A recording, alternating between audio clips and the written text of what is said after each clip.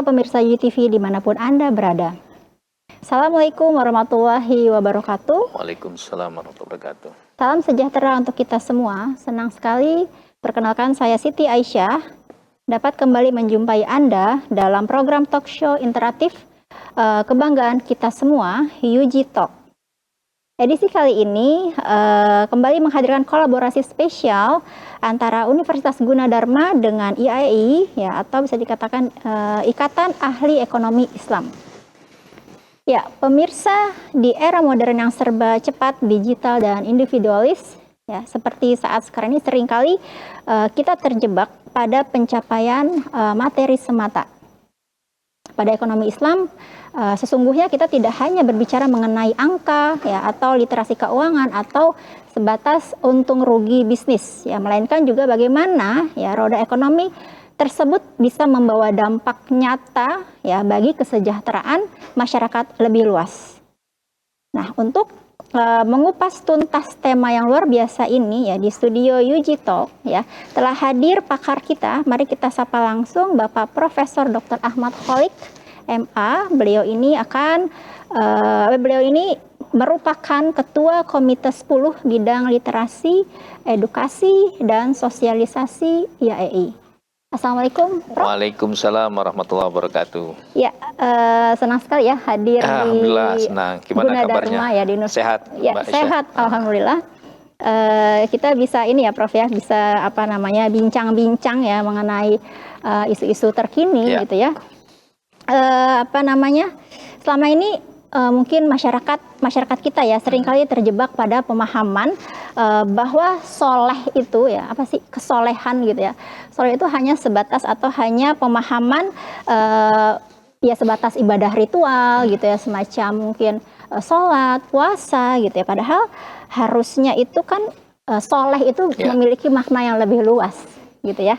Nah, makanya kita akan bahas ya di pertemuan sekarang ini, ya, di bincang-bincang kita, bagaimana sebenarnya kacamata ekonomi Islam gitu ya mendefinisikan kesolehan sosial, ya. Terus kira-kira kenapa sih transformasi wacana mengenai transformasi kesolehan sosial ini menjadi hal yang krusial gitu ya di masa sekarang, ya, yang perlu sekali ya didiskusikan atau digaungkan di masa sekarang. Bagaimana kira-kira Prof? Baik, Prof. terima kasih Mbak Aisyah ya. Jadi tema kita kali ini memang relatif lebih relevan ya dengan konteks kekinian, karena kita bicara tentang kesalehan. Ada dua konsep kesalehan yang kita kenal dalam terminologi keislaman, ya. Ada namanya kesalehan pribadi, ya. Sering orang menyebutnya sebagai kesalehan ritual. Ada lagi kesalehan yang bersifat sosial, ya. Dalam Islam itu ada balancing, harus ada keseimbangan antara kesalehan pribadi, kesalehan ritual dengan kesalehan sosial. Salah satunya tidak masuk dalam pribadi seorang muslim, maka dia tidak utuh menjadi seorang yang beragama. Karena itu harus ada keseimbangan, ada equilibrium, ya, ada balancing antara kesalehan pribadi dan kesalehan sosial. Maknanya apa? Jadi Islam tidak hanya mengatur hambanya untuk melakukan ritual secara vertikal, ya, berhubungan baik dengan Tuhannya, tetapi juga Islam memberikan rambu-rambu bagaimana melakukan interaksi sosial, ya. Salah satunya kurang dari dua unsur ini, maka dia tidak utuh dalam beragama. Makanya dalam Islam itu kita mengenal ada istilah muamalah, ya, ada istilah ibadah, kan itu ya, atau mungkin kita balik, ada istilah ibadah, ada istilah muamalah. Jadi ibadah itu kan salah satu komunikasi yang bersifat vertikal, ya, maka kemudian membentuk kesalehan pribadi, kesalehan ritual, ya. Bagaimana dia sholat, bagaimana dia beribadah, bagaimana dia melakukan puasa, itu mungkin lebih bernuansa pada kesalehan-kesalehan yang bersifat personal, ya, kesalehan pribadi kepada Tuhan. Tapi itu ternyata tidak cukup untuk bisa kita kembali menjadi sempurna. Harus ada kesalehan yang bersifat sosial. Apa itu? Al-muamalat, ya. Muamalat itu komunikasi atau hubungan sesama manusia, dan ini harus diaplikasikan dalam kehidupan sebagai seorang muslim. Nah, oleh karena itu dalam Islam, ya, seringkali ada orang yang ya, dalam memahami konsep kesalehan, dianggapnya orang soleh itu hanya sekedar sholat, ya, ada sekedar baca Quran. Padahal tidak, justru dimensi sosial harus utuh. Dalam terminologi dakwah itu kita mengenal ada istilah apa hablum minallah ya, ada hablum minannas. Hablum minallah itu adalah vertikal ya, sedangkan hablum minannas itu adalah horizontal. Nah, bagaimana ini bisa seimbang ya? Ini yang paling penting, dan inilah yang disebut dengan Islam itu universal ya, tidak hanya mengatur hubungan ansih terkait manusia dengan Tuhan, tapi juga bagaimana berkomunikasi secara sosial dengan sesama. Salah satunya dalam konteks ekonomi ya. Jadi konteks ekonomi Islam itu salah satu item dari unsur kesalehan sosial ya, kesalehan sosial. Karena itu kalau kita merujuk pada salah satu konsep yang ditawarkan oleh seorang ulama ya dalam bidang ilmu usul fikih itu, hukum dalam Islam itu kan ada 3 katanya ya. Ada al-ahkamul i'tiqadiyah, hukum-hukum yang terkait dengan persoalan ketauhidan ya. Ada yang disebut dengan ahkamul amaliyah ya, hukum yang mengatur aktivitas manusia, dan ada yang bersifat al-khuluqiyah. Al-khuluqiyah itu berkaitan dengan moral, berkaitan dengan etika. Nah, dalam sub yang amaliyah ini nanti dibagi 2 tuh, Ustaz ya. Ada muamalah, ada amaliyah yang bersifat ibadah yang tadi saya jelaskan.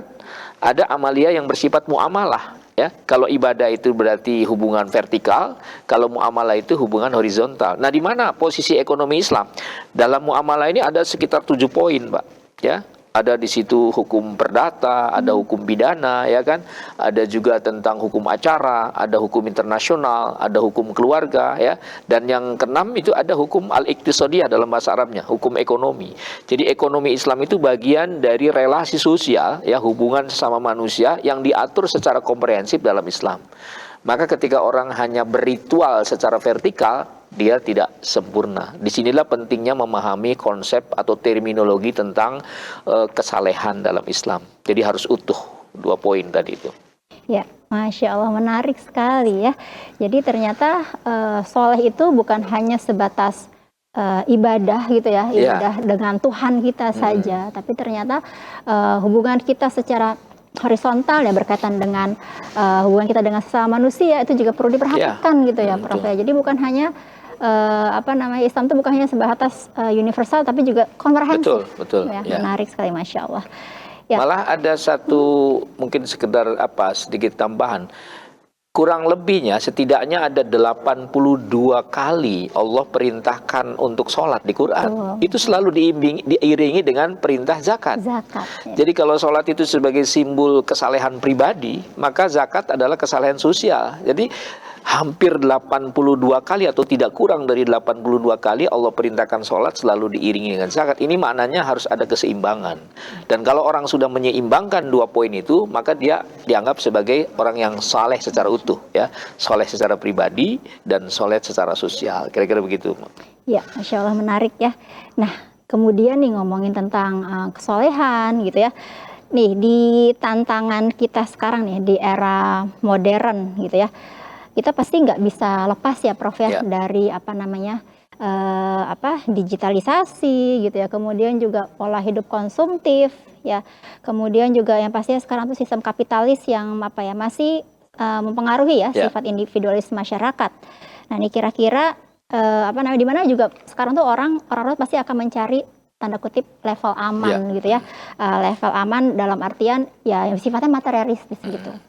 Nah, maka di sini kira-kira ya di era sekarang gitu, di era hidup modern ya, kira-kira gimana ya nilai-nilai ekonomi Islam itu bisa hadir gitu ya sebagai antitesis yang bisa meruntuhkan tembok individualis tersebut gitu ya, untuk bisa kembali balik lagi kita bisa menumbuhkan kembali empati sosial gitu, Prof. Betul.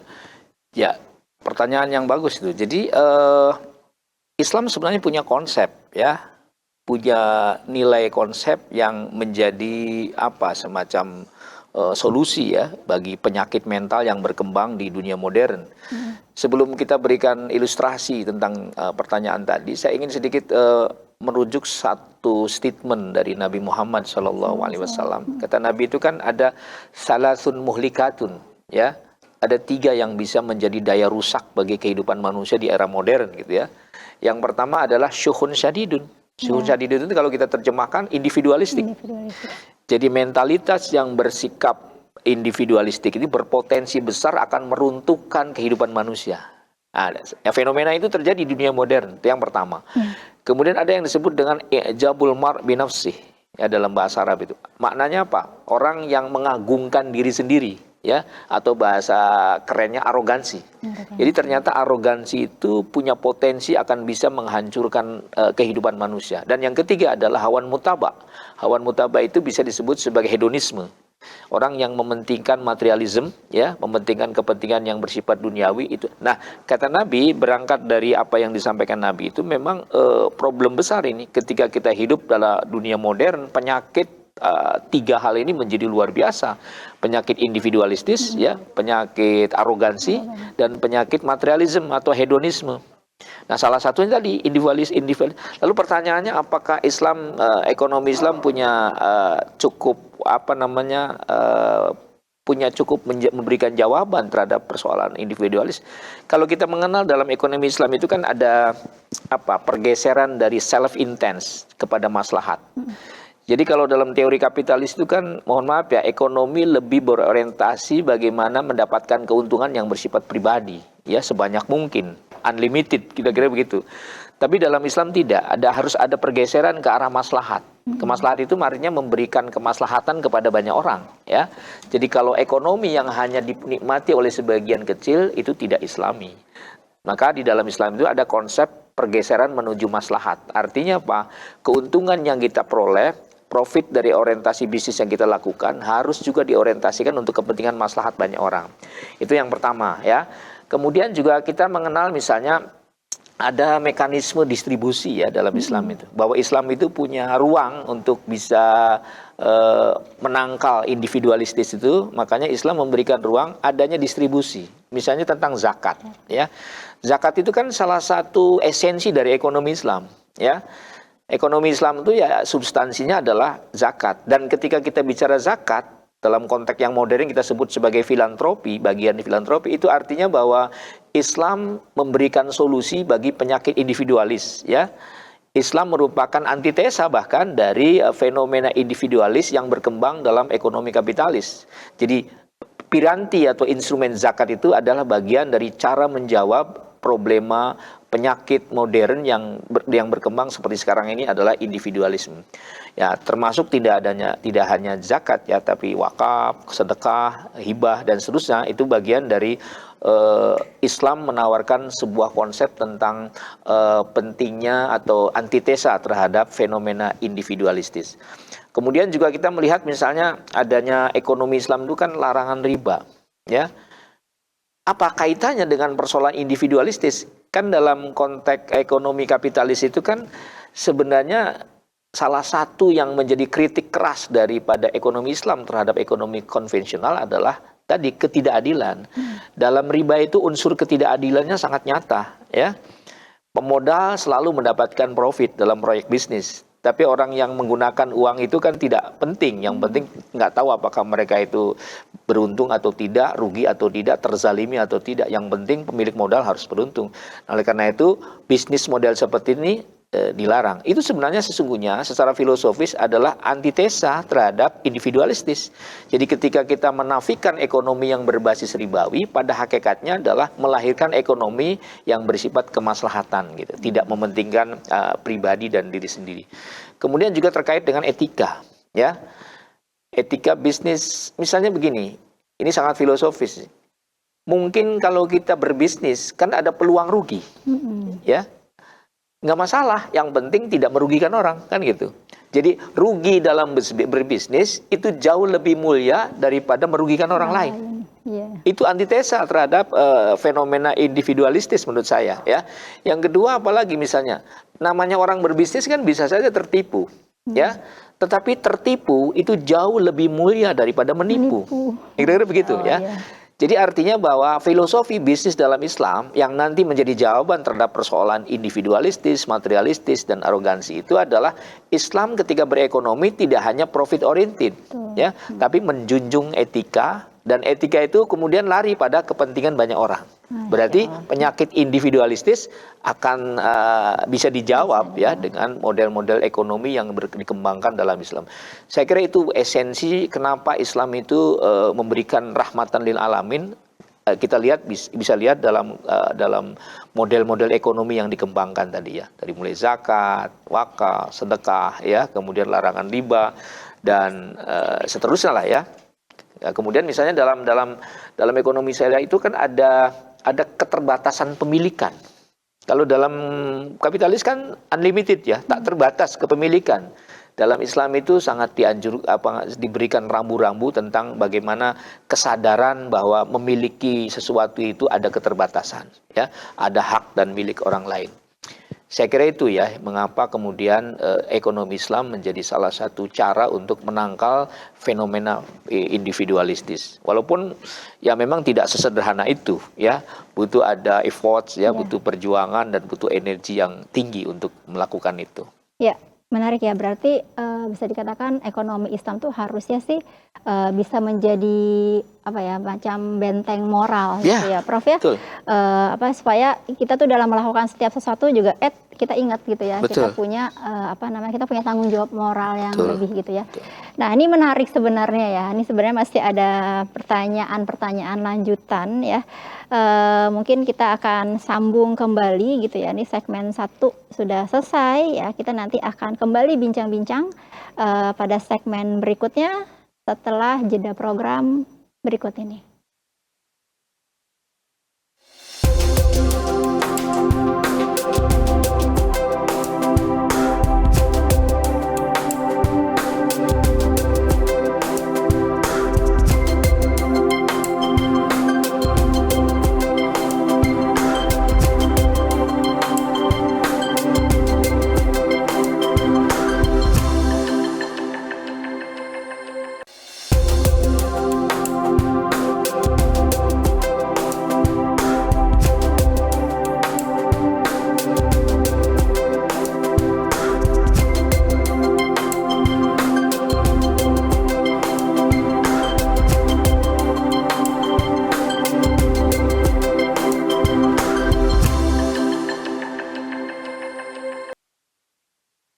Ya, pemirsa UGTV dimanapun Anda berada, terima kasih Anda masih bersedia bersama kami dalam program UG Talk kolaborasi dengan Ikatan Ahli Ekonomi Islam atau IAEI bersama saya Siti Aisyah. Ya, tentunya kita akan lanjutkan ya perbincangan menarik kita ya bersama narasumber hari ini ya, yakni Profesor Dr. Ahmad Kholik MA, yakni berkenaan dengan ekonomi Islam dan transformasi kesolehan sosial ya di era modern ya. Tadi Prof sudah membahas ya mengenai benteng moral gitu ya, bagaimana kita supaya tetap bisa berjalan sesuai dengan tracknya ya, tidak terikut oleh arus materialisme ya, atau jangan sampai kita kebablasan gitu ya. Nah, di sini hal yang menarik ya Prof ya. Bagaimana sih sebenarnya dalam ekosistem ekonomi Islam itu sendiri gitu ya. Kita mengenal tadi kayak istilahnya zakat, infak gitu ya. Nah, itu bagaimana ya supaya hal-hal yang bersifat baik tersebut tuh tidak hanya sekali pakai atau gitu kita bagi selesai gitu kan. Itu kan menjadi PR ya. Kemudian juga gimana sih caranya supaya zakat, infak, sedekah atau filantropi Islam tersebut bisa kita optimalkan ya, bisa kita optimalkan supaya benar-benar bisa Islam itu bisa mentransformasi gitu kesolehan sosial tersebut justru menjadi kekuatan ekonomi yang real gitu ya, bisa mengangkat kesejahteraan umat gitu Prof. Ya, saya berangkat dari sebuah statement ya, dan ini sangat populer. Ada dalam bahasa Arab itu al-haq bila nizam yughlibul batil bin nizam ya. Jadi maknanya sebuah gagasan ideal yang positif kalau tidak dimanage secara profesional akan dikalahkan oleh gagasan yang biasa saja, yang jelek tapi dimanage secara profesional. Maknanya apa? An-nizam. An-nizam itu organisasi, manajemen lah ya, manajemen. Jadi fungsi manajemen agar zakat tidak hanya sebagai wacana, wakaf tidak hanya sebagai discourse yang tidak ada aplikasi di lapangan, maka perlu ada manajemen. Maka sekarang kan berkembang ya, sebenarnya zakat itu kan sekarang berkembang, ada zakat produktif ya. Kalau kita lihat kan sebenarnya zakat mal itu kan bagian dari pengaman sosial ya, semacam upaya untuk empowering masyarakat. Jadi zakat tidak hanya berfungsi sebagai berbagi harta lalu selesai, tapi harus dijadikan instrumen untuk pemberdayaan ekonomi. Makanya dalam Islam sebenarnya diskusi tentang zakat produktif, tentang wakaf produktif itu menjadi penting. Ini membuktikan bahwa Islam tidak hanya memberikan filantropi lalu selesai tanpa ada follow up, kan gitu ya.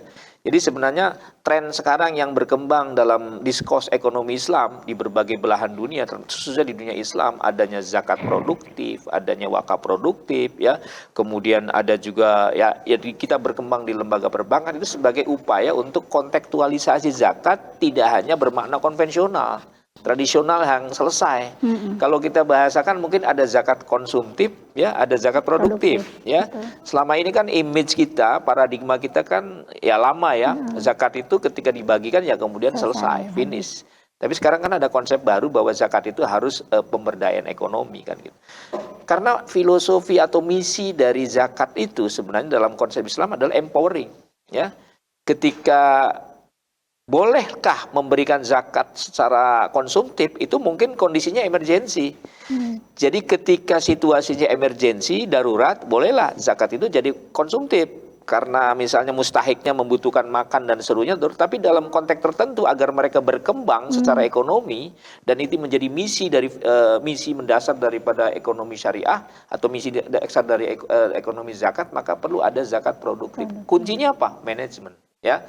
Jadi itu saya kira beberapa poin yang mengapa manajemen zakat, manajemen wakaf, dan seterusnya itu perlu dikelola secara profesional agar misi tentang pemberdayaan ekonomi itu betul-betul mencapai target gitu. Kira-kira begitu, Mbak Aisyah. Iya, Masya Allah. Jadi apa namanya itu ya, pentingnya ya manajemen. Manajemen ya, an-nizam. Ya. An-nizam. Nah, menarik jadinya kalau misalnya mungkin kalau zaman dahulu gitu ya, yang namanya peruntukan zakat kan memang habis ya Prof Habis, ya. ya. Nah, makanya kita patut ya melihat kondisi ya Prof ya. Betul. Kondisi kalau memang kondisinya memungkinkan untuk kita kan juga pastinya berharap yang namanya mustahik itu nggak selalu ya jadi mustahik ya Prof ya. Nah, ya. harapannya kan bisa berkembang, bisa menjadi muzaki ya di Ya. kemudian hari. Ya. Jadi salah satu indikator sebuah proyek dalam tanda petik ya zakat itu berhasil ketika merubah ya status mustahik berubah jadi muzaki. Saya punya riwayat ya, walaupun mungkin secara keberhasilan tidak bisa dicontoh, tapi ini dicontohkan oleh Rasulullah ya, oleh Nabi Muhammad. Nabi itu kan ketika Sa'labah, pernah dengar ya cerita Sa'labah yang secara ekonomi memang sangat lemah, ibadahnya bagus ya, segala macamnya bagus, tapi dia memiliki kelemahan ekonomi, lalu mengadu pada Rasulullah untuk diberikan modal kan. Nah, kira-kira begitulah ya, Nabi memberikan modal seekor kambing ya dalam riwayat itu. Yang diberikan oleh Nabi harapannya nanti Sa'labah ini berkembang, dan ternyata memang berkembang ya. Dari manajemen yang dilakukan oleh Sa'labah itu kambing berkembang, kalau bahasa sekarang bisnisnya berkembang, cabangnya di mana-mana, tapi dia ada yang lupa terkait dengan zakatnya kan gitu ya. Zakatnya dia tidak keluarkan akhirnya. Tapi yang ini saya sampaikan dari pesan itu bahwa Nabi sebenarnya sudah memberikan green light ya, sudah memberi lampu hijau bahwa zakat itu misi utamanya adalah pemberdayaan ekonomi ya. Tapi kemudian pemberdayaan itu akan menjadi gagal ketika orang berhasilnya tidak menunaikan zakat kan gitu. Itu problemnya serius. Jadi kira makanya dalam terminologi zakat itu Bu Aisyah ada salah satunya zakat itu bermakna an-namu. Kan zakat itu ada 3 definisinya ya dalam ekonomi Islam. Yang pertama yang bermakna al-barokah, the blessing of the God gitu ya. Jadi ketika orang zakat berarti dia sedang menghadirkan keberkahan dalam bisnisnya. Yang kedua adalah at-tazkiyah. At-tazkiyah itu pembersih ya. Jadi harta yang belum dikeluarkan itu dia kotor, maka perlu zakat. Dan yang ketiga kaitan dengan tema kita adalah an-namu. An-namu itu pemberdayaan, pertumbuhan. Jadi semakin banyak dia memberi secara sosial, maka tumbuh ekonominya. Kalau dalam konvensional saya mengenal teori tentang high cost high return ya. Iya, dengar ya, kalau biaya costnya besar, kemudian returnnya akan kembali. Kalau kita terjemahkan dalam konteks ekonomi Islam sebenarnya, ketika kita banyak mengeluarkan biaya sosial dalam bentuk filantropi, zakat, wakaf, infak, maka ekonomi kita akan jauh tumbuh. Sebaliknya ketika kita sulit memberikan dana sosial kepada orang lain, maka terpuruk ekonomi kita. Contoh kasusnya Sa'labah tadi, iya, ya. Sa'labah itu tidak bisa tidak memfollow up dengan berbagi, akhirnya ekonominya pun jatuh. Makanya saya sih punya keyakinan tidak ada orang bangkrut ekonominya gara-gara zakat. Iya, betul Ya. betul. Kalaupun itu ada sesuatu yang salah, kira-kira Iya. begitu. Ya, Masya Allah. Nah, ini kan kita tadi bincang mengenai zakat gitu Ya, ya. betul. Nah, sekarang nih Prof ya, kita nggak bisa lepas dari masa-masa balik lagi ya, digitalisasi Ya, gitu ya. kan. Apa namanya, ini kayak sekarang juga banyak sekali kita melihat ya ada maraknya crowdfunding gitu ya, ada fintech syariah gitu ya. kan. Jadi tuh harapannya tuh bayar zakat tuh sekarang nggak manual ya Prof ya, udah sangat-sangat mudah dengan kecanggihan teknologi masa kini. Ya, bahkan bisa bayar pakai QRIS ya, Betul, tinggal kita betul. scan tuh bisa. Nah kira-kira menurut pandangan Prof nih ya sekarang nih, kira-kira gimana sih kemajuan dari teknologi gitu ya dan digitalisasi kira-kira seberapa berhasil gitu ya bisa mengakselerasi dan memudahkan praktik kesolehan sosial gitu di masyarakat kita gitu ya. Khususnya buat kita lah ya, apa namanya, kalangan-kalangan muda-mudi gitu ya. Kira-kira menurut Prof seperti apa? Jadi gini, kalau boleh saya mengambil satu simplifikasi ya, ada korelasi positif antara digitalisasi dengan percepatan kesalehan. Ya.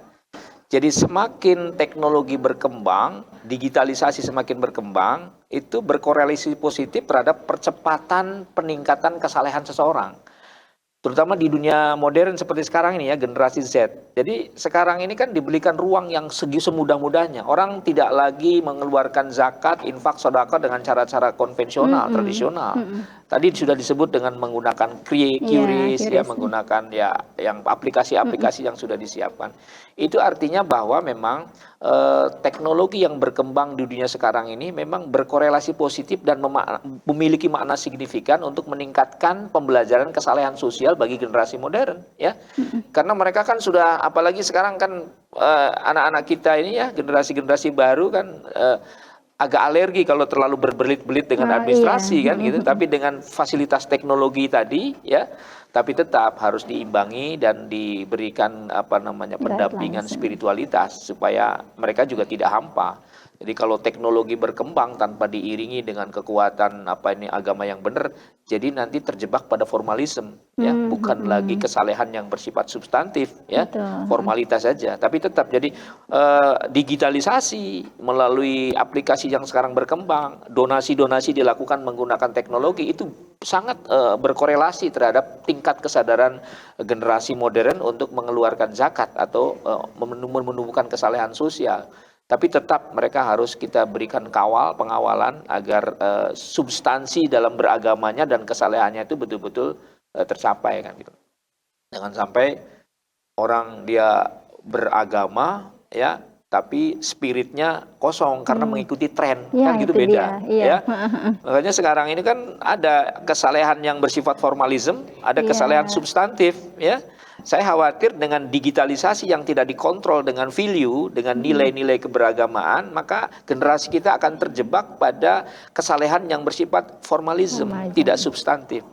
Saya kira itu ya tentang digitalisasi. Saya setuju teknologi membantu banyak orang untuk menumbuhkan kesadaran kesalehan sosial dan kesalehan pribadi bagi generasi modern, masyarakat modern. Kira-kira itu, Mbak. Masya Allah, menarik ya. Kemudian ya pertanyaan diskusi kita yang menarik ini ya. Ini sekarang nih kayak kita bisa lihat gitu ya Prof ya, kayak tadi ya mengenai perilaku konsumtif gitu ya. Kemudian juga kayak misalnya kayak sekarang nih apalagi zaman-zaman TikTok lah, sosial media gitu. Jadi banyak kayak mungkin konten kreator atau ya artis-artis sosial media gitu ya. Biasanya kan mereka udah bagi-bagi sembako, bagi-bagi kayak bagi-bagi uang terus beres gitu, selesai gitu kan. Jadi kayak semacam gimana sih cara kita ya di ekonomi Islam tuh bisa gitu.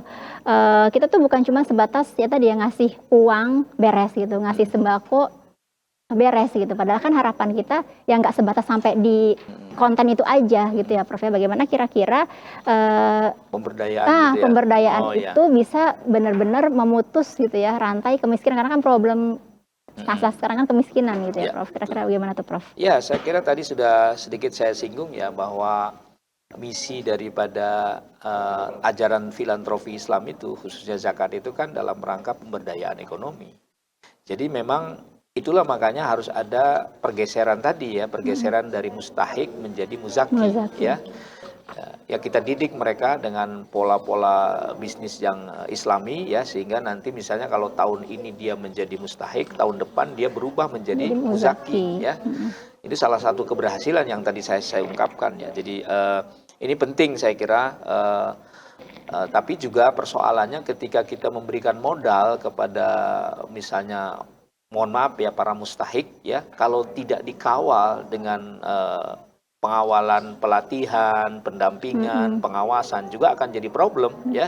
Jadi tetap ada semacam pendampingan ya, supaya nanti kita memberikan modal kepada seseorang sebagai mustahik dengan misi pemberdayaan ekonomi lalu dilepas begitu saja. Saya khawatir mereka kan perlu skill juga, perlu knowledge juga gitu, perlu kemampuan juga dan seterusnya. Dan itu manajemennya harus kita kawal.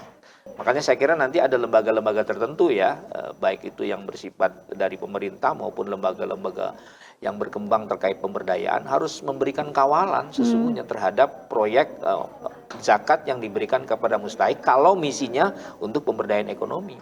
Yang terjadi di lapangan kan seringkali begitu ya, kita memberikan modal karena tidak ada pengawalan, tidak ada kontrol, tidak ada monitoring, tidak ada pelatihan, yang akhirnya kan modal juga habis, kemudian keuntungan juga tidak ada, dan kemudian kembali jadi mustahik. Ini problem kita. Jadi saya kira memang lagi-lagi tadi ya, manajemen. Ya, monitoring, pengawalan, dan pendampingan lah. Kira-kira betul. Iya, sayang sekali ya kita harus jeda sesaat ya sebelum nanti kita lanjutkan ke segmen selanjutnya ya.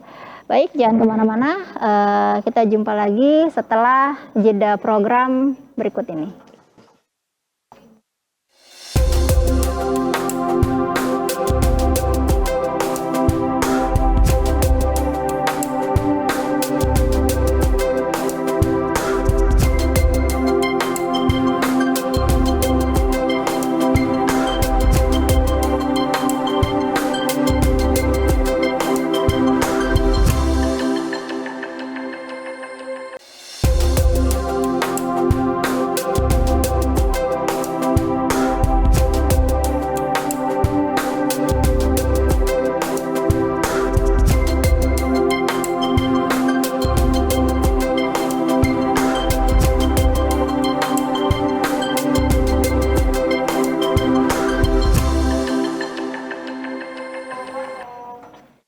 Baik, pemirsa UGTV dimanapun Anda berada, terima kasih masih bersama kami dalam program UG Talk, kolaborasi dengan Ikatan Ahli Ekonomi Islam ya, bersama saya Siti Aisyah, dan tentunya kita masih bincang ya, melanjutkan pembahasan kita yang menarik ya dengan Profesor Dr. Ahmad Kholik MA ya. Tadi sudah dibahas mengenai ya tantangan ya literasi gitu ya. Nah, pertanyaan yang menarik ya, kira-kira bagaimana sih kita bisa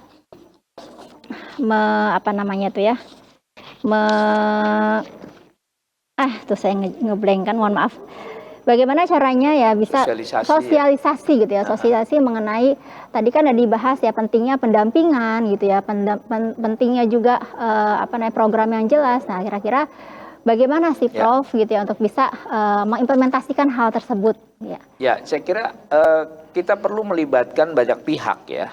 Ketika dulu ekonomi syariah baru tumbuh di awal-awal, itu sosialisasinya kan berat ya. Sama saya kira juga terkait dengan literasi, edukasi ya dan seterusnya.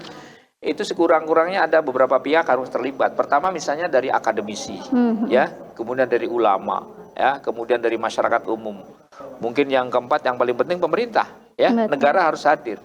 Kalau kita lihat memang yang paling memberikan pengaruh cukup signifikan terhadap upaya pengembangan literasi ini sebenarnya kuncinya ada di pemerintah sebenarnya. Walaupun tentu kontribusi dari ulama, umaro dan seterusnya juga itu penting ya. Tapi kalau kita lihat sejarah, pemegang kekuatan politik itu lebih efektif ketika melandingkan sebuah gagasan termasuk terkait dengan literasi dan edukasi ekonomi syariah ya. Kalau pemerintah kan punya kekuatan politik ya. Saya misalnya ingin flashback ke belakang. Umar bin Khattab itu kan banyak melahirkan keputusan-keputusan yang kontroversial ya. Dan beliau dikenal sebagai tokoh ijtihad pertama dari kalangan sahabat. Apa yang menarik dari kaitan ini? Kenapa program-programnya bisa cepat landing? Karena kebetulan Umar bin Khattab itu kan sebagai elit politik, ya, dia punya power untuk melandingkan gagasan-gagasannya, termasuk di dalamnya tentang ekonomi Islam. Salah satu contoh misalnya, dulu Umar bin Khattab itu kan tidak memberikan harta rampasan perang kepada prajurit perang. Padahal di Quran itu jelas dalam surat Al-Anfal bahwa ketika terjadi peperangan dan ada ghanimah, kan 1/5-nya untuk Allah dan Rasulnya, 4/5-nya untuk prajurit perang, ya. Tapi kebijakan politik oleh Umar bin Khattab tidak diberikan tuh, ya. Uang itu tidak, harta rampasan tidak diberikan. Kan protes semua. Para sahabat protes, ini Umar telah melakukan pertentangan terhadap teks-teks suci Al-Quran. Singkat cerita kan terjadi dialog, ya, musyawarah, diundang para pengkritisi tadi, kemudian dikumpulkan dalam satu majelis. Umar mengatakan, ya selama ini gaji pejabat-pejabat negara selama saya jadi pemimpin kan dinaikkan semua. Kita tahu ya, dalam masa pemerintahan Umar itu ada namanya sistem tobakot, ya. Tobakot itu mungkin bisa diartikan penaikan tunjangan-tunjangan sosial dan tunjangan jabatan bagi pejabat-pejabat negara. Itu membutuhkan ekonomi besar, membutuhkan kos besar. Dan salah satu sumber ekonominya adalah dari ghanimah. Nah, Umar mengatakan, kalau sekarang ghanimah saya berikan 4/5 kepada prajurit perang, lalu dari mana saya membiayai negara? Ya, sebenarnya para sahabat itu juga nggak setuju karena Umar melakukan pertentangan dengan Al-Quran. Tapi karena kebetulan Umar bin Khattab itu pemegang kebijakan tertinggi atau presiden lah ya, maka semuanya jadi ikut. Yang ingin saya sampaikan dengan korelasi kita, ya sosialisasi, edukasi termasuk literasi terkait dengan tema kita ini akan lebih efektif kalau kemudian hadirnya negara di situ, kekuatan politik ikut memberikan, walaupun tadi ya ada ulama, ada akademisi, ada masyarakat umum dan seterusnya. Jadi saya kira itu Pak, ada kolaborasi yang bagus antara berbagai pihak sehingga program-program yang terkait ini termasuk diantaranya sosialisasi ekonomi Islam, karena sekarang ini kan belum maksimal sebenarnya, ya problemnya di situ. Maka negara harus hadir di situ. Dan Ikatan Ahli Ekonomi Islam, ya, kemudian juga kampus-kampus termasuk Gunadarma juga punya peran di situ, bagaimana masyarakat dikenalkan, ya, diedukasi dengan tema-tema yang terkait dengan ekonomi syariah. Jadi saya kira itu perlu melibatkan banyak pihak ya. Masya Allah. Ya menarik ya. Jadi nggak bisa ya, Prof, sendirian gitu ya. Nggak bisa, ya harus berjamaah ya. Harus berjamaah, Masya Allah. Ya jadi ini tadi nih juga berkaitan ya, Prof, dengan sinergi kampus dan penciptaan ini ya agen perubahan ya. Di dalamnya pastinya ada kita ya sebagai mahasiswa ya. Nah, maka di sini kita sekarang dalam wadah kolaborasi ya nih. Ini lagi proses usaha gitu ya, Prof, ya. Ikhtiar kita lah ya. Kolaborasi UGTV gitu ya dengan IAEI. Nah, kira-kira nih Prof, kalau ngelihat sekarang nih ya, Prof kan hadir nih ya di Gunadarma juga ya.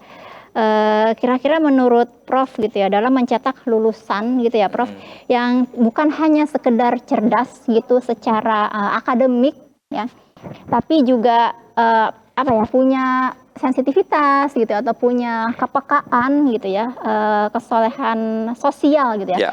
Kira-kira gimana nih Prof ya, kita bisa menstimulasi generasi muda khususnya mahasiswa gitu ya, bisa menjadi sebagai agen perubahan di masyarakat. Ya, saya kira peran perguruan tinggi menjadi sangat vital ya terkait dengan apa yang menjadi tema kita hari ini, termasuk di dalamnya ekonomi syariah ya, ekonomi syariah.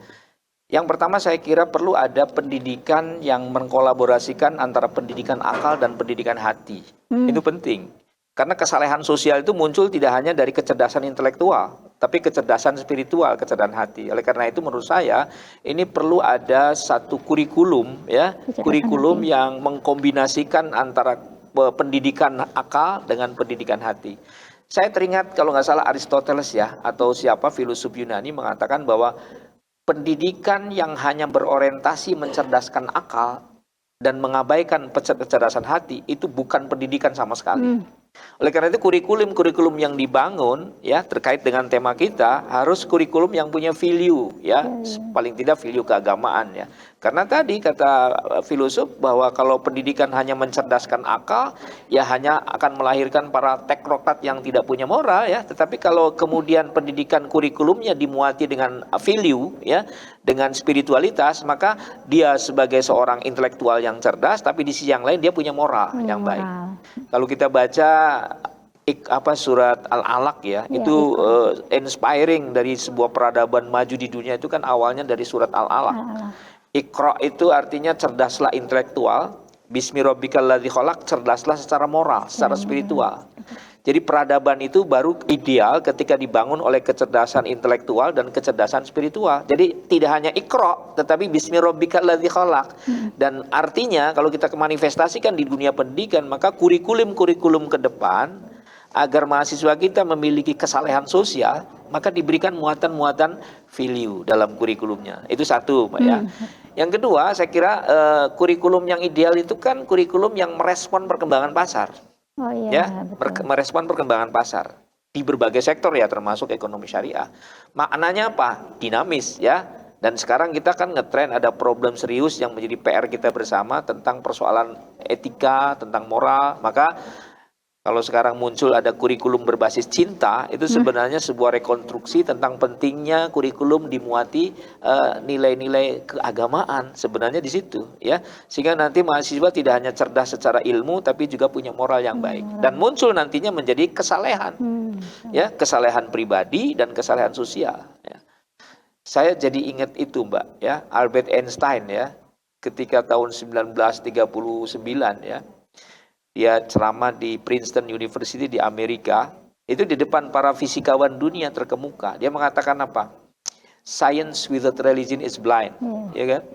Dan religion religion without science is lame. Jadi dia sadar betul Albert Einstein. Ini kan sesuai dengan apa yang tadi kita bicarakan. Jadi ilmu pengetahuan yang berkembang tanpa didasari dengan kekuatan spiritualitas yang bagus akan menjadi blind, menjadi buta, ya.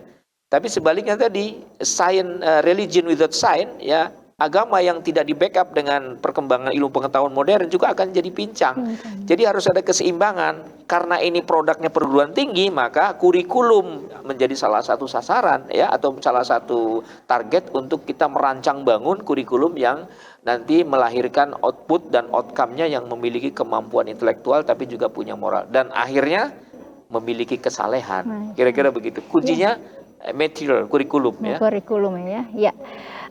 Menarik ya, ini kita udah hampir ke segmen terakhir ya.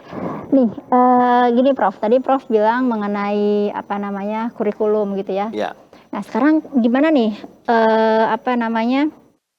kalau misalnya kita mau sasaran kita itu ke mahasiswanya gitu ya, atau ke generasi mudanya. Ya.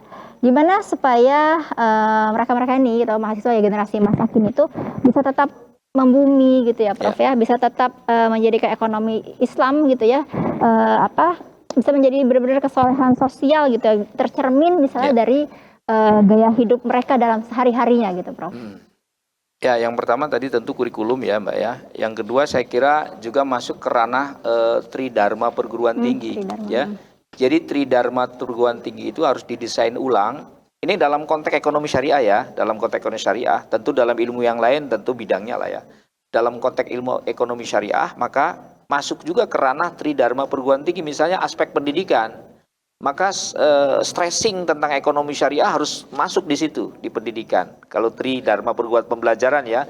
Kemudian yang kedua riset yang dilakukan harus berorientasi pada penguatan ekonomi syariah. Ya, supaya ada tadi ya nanti muncul kesadaran tentang filantropi, kesadaran kesalehan sosial dan seterusnya.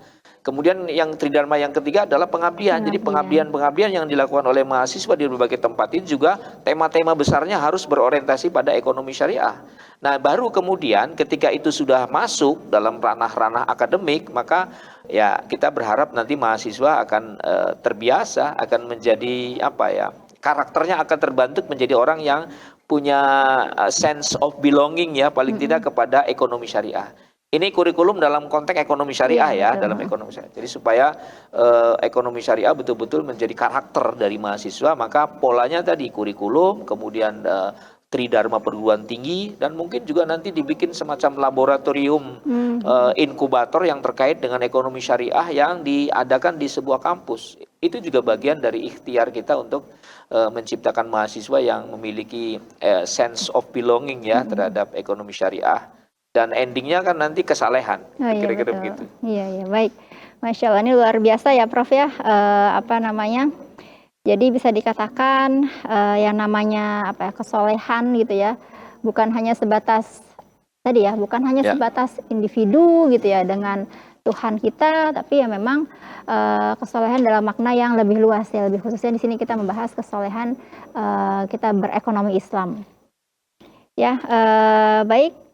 Nggak terasa ya, sudah 1 jam ya kami membersamai Anda dalam program Yuji Talk bersama IAEI. Ya, sekali lagi saya ucapkan terima kasih kepada Bapak Profesor Dr. Ahmad Kholik ya atas kesempatannya ya. Sama-sama, Mbak. Yang pasti ilmu ya, pencerahan, Ya. kemudian juga pastinya ini sangat menginspirasi ya buat kita semua ya. Semoga bukan hanya sebatas selesai di sini ya, tapi insya Allah mudah-mudahan kita bisa mengaplikasikannya dalam kehidupan sehari-hari ya. Akhir kata terima kasih kepada Anda ya seluruh pemirsa setia UG TV yang telah mengikuti program kolaborasi UG Talk bersama IAI Komisariat Universitas Gunadarma dari awal hingga akhir.